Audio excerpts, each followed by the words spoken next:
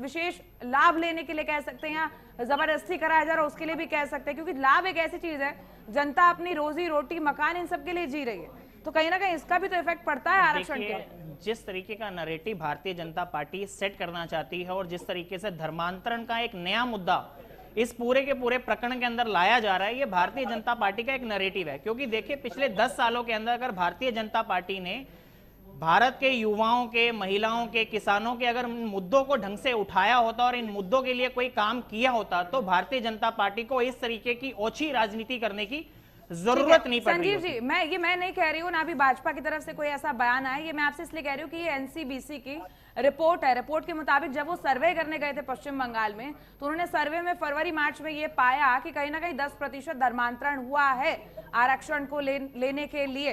देखिए, जो आप 10% धर्मांतरण की बात कर रहे हैं उसका इस केस से कोई लेना देना नहीं, ना ये हाई कोर्ट की जजमेंट में आया, ना किसी कमेटी की रिपोर्ट में आया। तो इन चीजों को, इन बातों से कनेक्ट करने का मेरे हिसाब से कोई आधार नहीं है।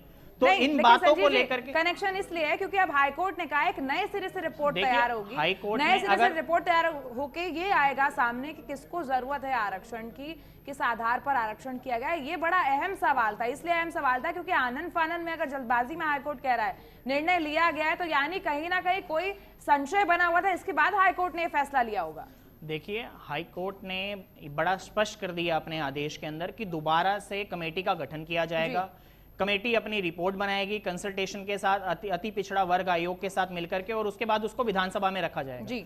तो हाई कोर्ट ने कहीं पर भी इस बात का जिक्र नहीं किया गया कि धर्मांतरण करके लोगों ने अपने सर्टिफिकेट्स बनाए या इन बातों को बेनिफिट दिया गया। नहीं, देखिए मैं ही उस रिपोर्ट की ही बात कर रहा हूँ। रिपोर्ट तो बहुत सारी, एनसीआरबी का डाटा भी ये कहता है कि जहां पे भारतीय जनता पार्टी की सरकार है वहां पे सबसे ज्यादा क्राइम है जी। तो रिपोर्ट तो हर तरीके की निकल करके सामने आती है। तो मेरा ये कहना है कि इस रिपोर्ट का और इस जजमेंट का अपने आप से दूर दूर तक कोई लेना देना नहीं है। तो इस तरह की तुष्टीकरण की राजनीति जो भारतीय जनता पार्टी करना चाहती है और एक नैरेटिव सेट करना चाहती है, इससे भारतीय जनता पार्टी को बचना चाहिए। क्योंकि अगर पिछले 10 सालों के अंदर भारतीय जनता पार्टी ने अगर कोई भी ढंग का काम किया होता तो उस काम के आधार पर भारतीय जनता पार्टी वोट मांग रही होती। ठीक है।